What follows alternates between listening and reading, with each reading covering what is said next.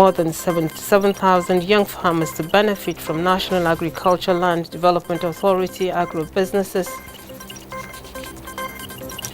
Inspector General of Police orders manhunt of perpetrators of Kogi Bank robbery, set to review security architecture of states.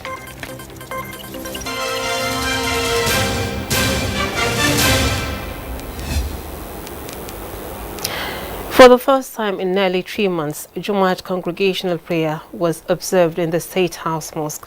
President Muhammadu Buhari was among the worshippers. State House correspondent Adamu Sambu has the report.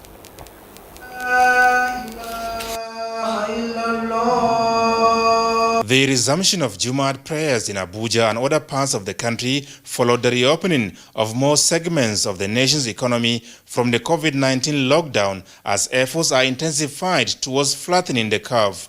The chief imam of the State House Masjid, Ustaz Abdul Wahid Suleiman, led the prayers in conformity with stipulated guidelines on physical distancing. Allahu Akbar. The presiding imam admonished the Muslim faithful to at all times listen to health authorities, support and show understanding with the nation's leaders in the task of containing the coronavirus pandemic. He said nothing happens on the face of the earth that is not destined by Allah. Ustaz Suleiman, however, explained that solutions lie in prayers to Allah, taking precautionary measures, accepting responsibility, and avoiding acts contrary to the sunnah of Prophet Muhammad. For the senior special assistant to the president on media and publicity, Garba Shehu, President Muhammadu Buhari once again demonstrated leadership by example. The president as a citizen himself, but beyond that, as a leader of the people. He has a duty to show the Nigerian public the way to observe the prescribed protocols as they exist in the FCT. And I think this is what the president had done. Going through the check, who is going into the mosque? And then they sanitize their own hands. And then they keep social distance, inside. So all of it is to show Nigerians this is the way, and that is the responsibility of leadership. Without this, the war against coronavirus cannot be defeated. Otherwise, all of the gains that have been made will be reversed. So I think this is an essential lesson President Buhari has indicated and should be observed by Nigerians. Let's thank Almighty God for seeing this improvement and development. And let's continue praying that let's see the end of this coronavirus. And secondly, for the Nigerian youth, let them abide by the guidelines given by the PTF. And I'm sure the guidelines will pave a lot of ways for the ease of lockdown and movement within the country. Special prayers were offered to Allah for an end to COVID-19 as well as sustainable peace and prosperity of the country. From the State House, Adamu Sambu, NTA News. Fears continue to grow over the growth of COVID-19 in Latin America, with a number of confirmed cases in Brazil passing that of Italy to make it the second worst affected country after the United States. This is just as global deaths approach 400,000. Justin Bemunyi brings us global updates on COVID-19.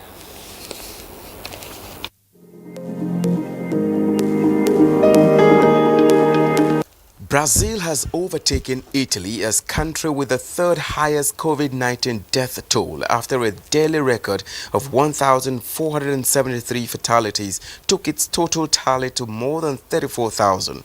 The figure published by Brazil's health ministry on Thursday night means only the United States and the United Kingdom have registered more deaths because of the pandemic. The official number of infections rose to nearly 615,000, second only to the US. In the meantime, New Zealand completely halted the coronavirus outbreak in the country. No new cases of COVID-19 is reported in New Zealand in the last 13 days. Prime Minister Jacinda Ardern said that the country's alert level could be reduced to 1 on June 10. New Zealand now has just one active COVID-19 case.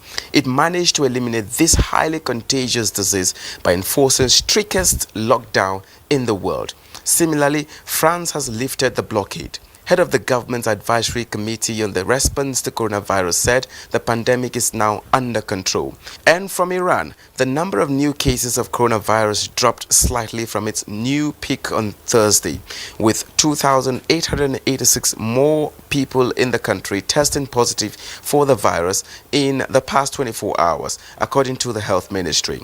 Meanwhile, British pharma giant AstraZeneca is on track, rolling out up to 2 billion doses of a coronavirus vaccine in September if ongoing trials prove successful, its chief executive said on Friday.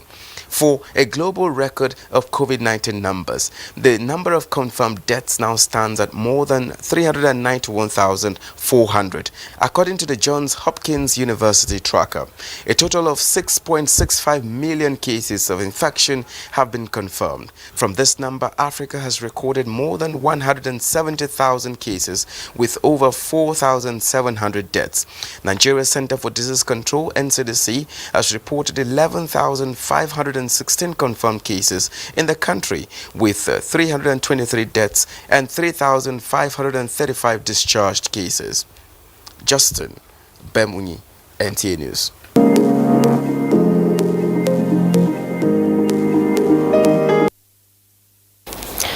Meanwhile, the Lagos State Commissioner for Health, Professor Akin Abayomi, says the clinical test of hydroxychloroquine in the quest for the treatment of the coronavirus pandemic has reached an appreciable level. While briefing journalists in Lagos, the Health Commissioner disclosed that home-based care will soon be adopted in the treatment of patients. He advised Nigerians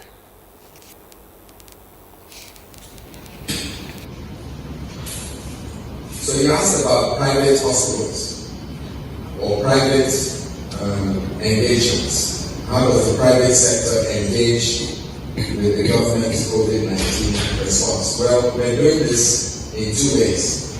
First of all, we're engaging with private laboratories that want to partner with government to test for COVID-19. This engagement is active. We've identified several private sector laboratories that have the capacity to perform a COVID-19 test. Remember, this test is very complicated. Not every laboratory can do it. It requires very sophisticated equipment, and it requires certain personnel that have specialized training. So it's not every laboratory can do COVID-19 PCR testing.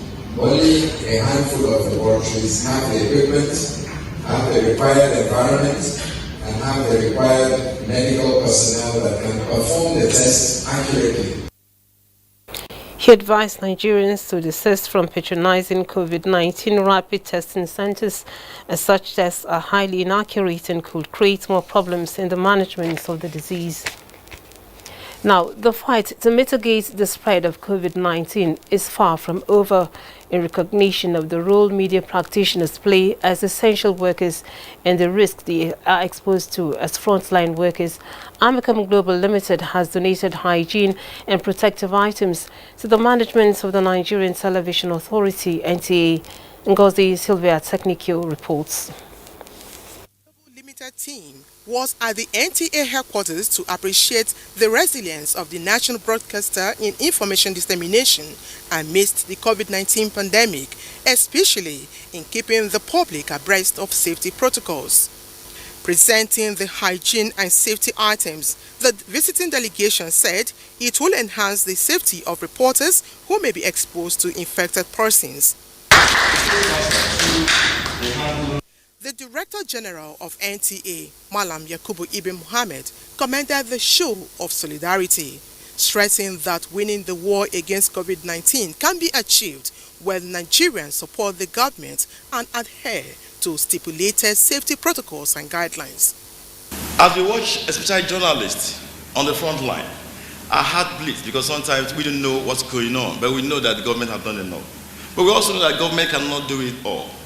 And so as a corporate citizens, we decided that the best we can do is to offer them the hygiene box. Now what this outreach is doing is standing up to be counted and showing in practical terms your support for the efforts of the federal government. Nigerians are encouraged to do whatever they can as social responsibility to further mitigate the impact of coronavirus pandemic. In Abuja, Ngozi Silva, Technical, NTA News. Today is World Environment Day. In commemorating the day, the United Nations says it is time for man to focus on the role nature plays in providing infrastructure needed to support life on Earth and human development. At a time when humanity is gasping for breath comes the battle to survive a pandemic suspected to be rooted in the wild. Global attention remains fixed on better ways to interact with Mother Earth. Time for Nature is the theme for this year's World Environment Day. Onengie Fanface reports.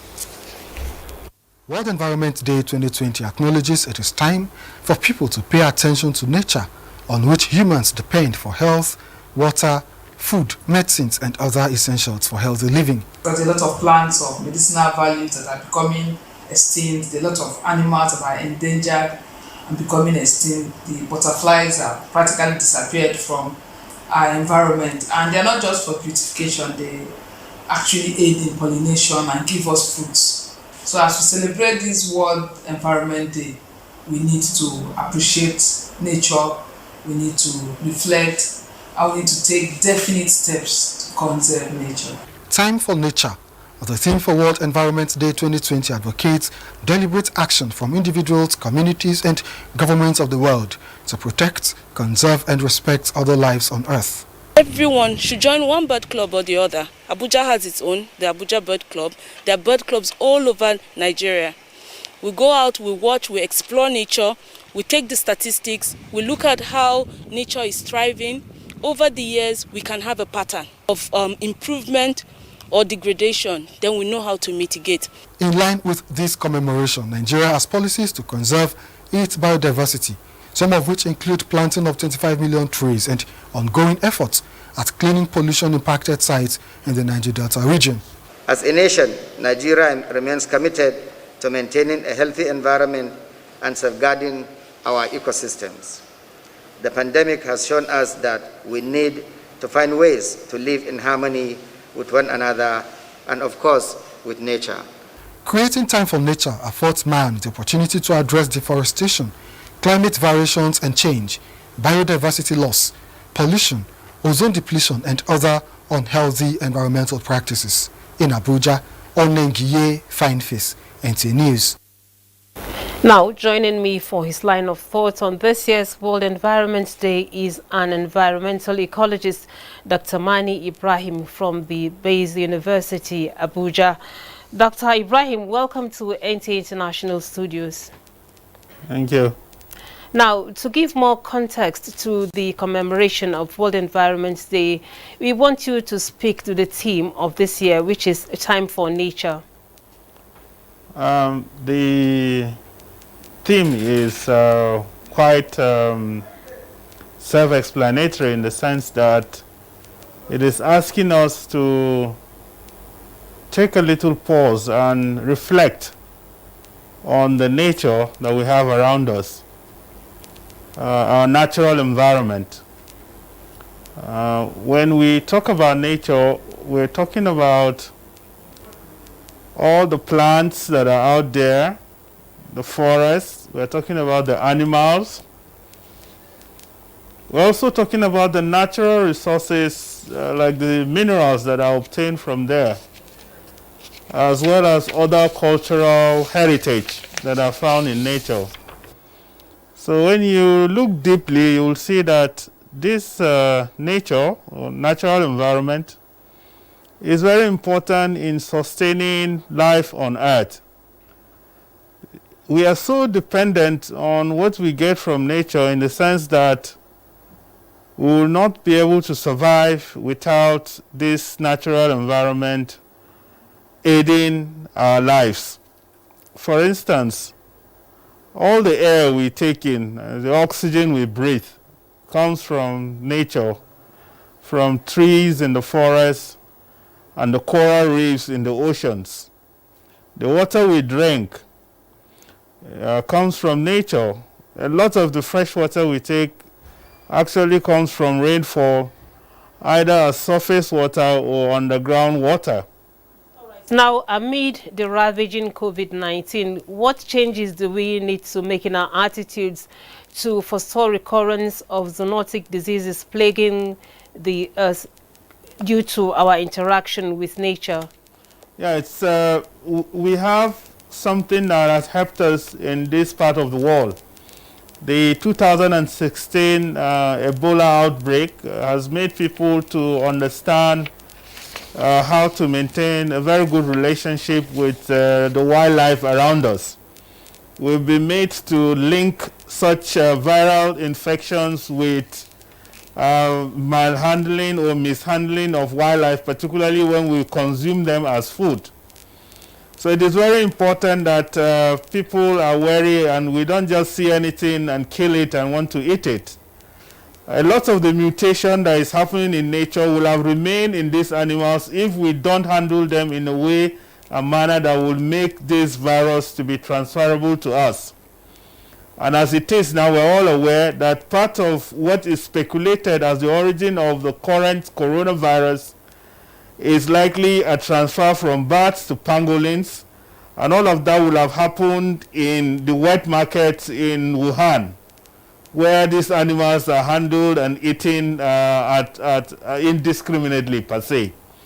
So it is important to understand that nature has made it possible for these animals to live their lives in the wild, and their existence in the wild to a large extent support us. And we should be able to see them as part of our own existence and not as bushmeat that we want to eat at any time and at any place. We thank you very much for the enlightenment. That was Dr. Ibrahim Mani, an environmental ecologist with Bayes University here in Abuja. You're watching the news on NTA International. Time now for a short break. We're going to return with more reports. Nigerians, let us take responsibility. Stay healthy, stay safe, and curb the spread of the virus. Take responsibility. The coronavirus spreads from one person to another. Let us avoid crowd gathering of any kind for any reason. Take responsibility. Avoid traveling from one state to another during these lockdown restrictions. Obey all the rules that are put in place. Take responsibility. Stop spreading fake news and unverified reports about the coronavirus. There is no known cure for COVID-19. Take responsibility. Observe all the measures that can help stop the spread of the virus. Together, we can do this, but only if we take responsibility.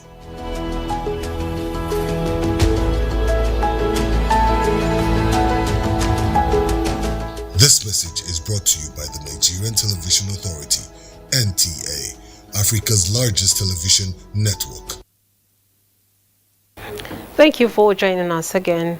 The federal government is to empower 77,400 young farmers in Nigeria on agro-business through National Agricultural Land Development Authority, NALDA. The Executive Secretary of NALDA, Paul Ikoni, said this at a news conference in Abuja. The Executive Secretary said NALDA will have 77,400 young farmers injected into Nigerian farming business across the nation in different farming activities, ranging from crop farming to animal husbandry. He said young farmers will be drawn from across the 774 local government areas of the country, with a pilot of 100 beneficiaries in each local government. The initiative, he disclosed, will partner with governors for the provision of land and other stakeholders, as it will create employment and food production will increase. Mr. Paul Ikone said NALDA has also initiated Back to Farm program to encourage everyone to go back to the farm through reaching out to the military and paramilitary organizations, National Assembly members, civil and public servants, journalists, corporate bodies, religious organizations, and individuals that have land that are not being put to use. The targeted crop in the initiative include palm oil and soybeans production for exports. NALDA was established in 1992, but ceased to exist and function in 2000 before President Muhammadu Buhari-led administration revived it. Time now for politics. INEC expresses concern over early warning signals ahead of the conduct of party primaries in Edo and Ondo States governorship elections. INEC Chairman Professor Mahmoud Yakubu stated this at an interagency consultative meeting on election security. Mayor Ogidi reports. Political party offices getting busier, steps by party chieftains faster, and INEC also busy in the internet space, chatting with stakeholders as the race to the #1 seats in Edo and Ondo states heightened. More than 2.2 million registered voters warming up in Edo state for September 19th, and over 1.8 million registered voters on the wings for the Ondo October 10th day of decision. INEC stakeholders meeting with resident electoral commissioners, civil society organizations, the media and the security agencies, though in separate days, ended this Friday, June 5. All done online. Are you hearing me? So thank you very much, representative of the NSA. Hello? Hope you can hear me very clearly. Internet challenges experienced in the new normal. Such movements are inevitable, the INEC chair says on a lighter note. 15 political parties as of Friday, June 5, have indicated interest to conduct their party primaries in Edo, and INEC gives advice to the political parties for a smooth conduct in the primaries and the need for security agencies to be on the alert. Already there are warning signals. The security agencies need to act proactively.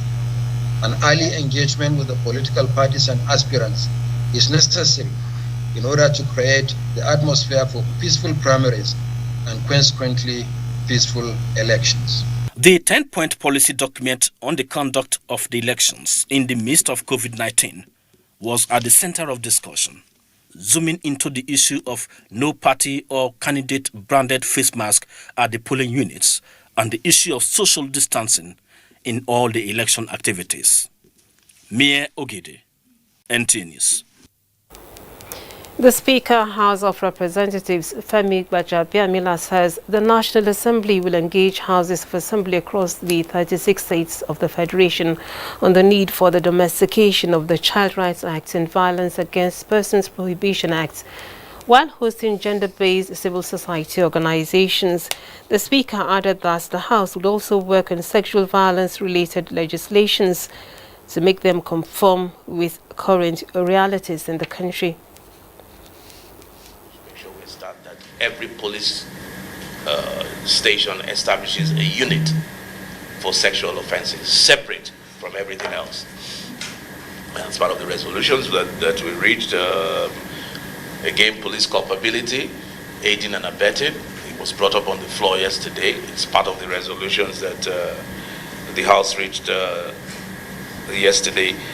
So we are taking state of emergency, what was brought up yesterday. So that's why I said we're on the same page.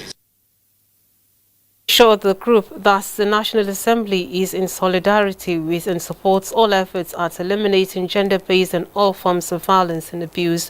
Representatives of the gender-based CSOs demanded that a state of emergency be declared on domestic violence against women and make such offences criminal, since many victims do not come forward.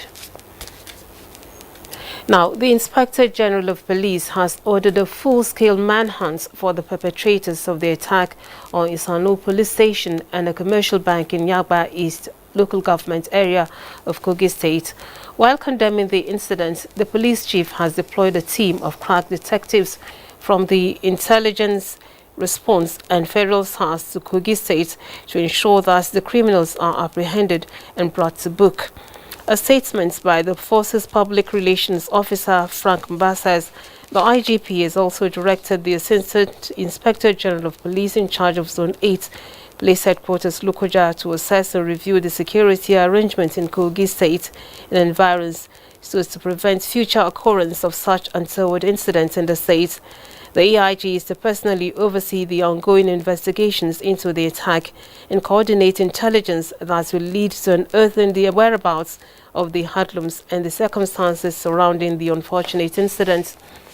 The Inspector General of Police condoles the families of the police officers and other persons who lost their lives in the course of duty during the encounter with the hoodlums. He calls on the Sanlu community and the entire people of Kogi State to remain calm and avail the police with credible information that will help in the speedy arrest of the criminal elements. Now to diplomatic matters, the Nigeria-India bilateral defense cooperation is entering a new phase of mutually beneficial arrangements and agreements at the ministerial levels. The indication to this emerged when the Minister of Defense Bashir Salih Magashi hosted the Indian High Commissioner to Nigeria, Abhay Thankur, on a courtesy visit. A statement by the Special Assistant Media and Publicity to the Minister, Mohammed Abdul Qadir, reports that the issue of bilateral interests, which necessitated the interface between the representatives of the two countries, were discussed behind closed doors. Next is sports.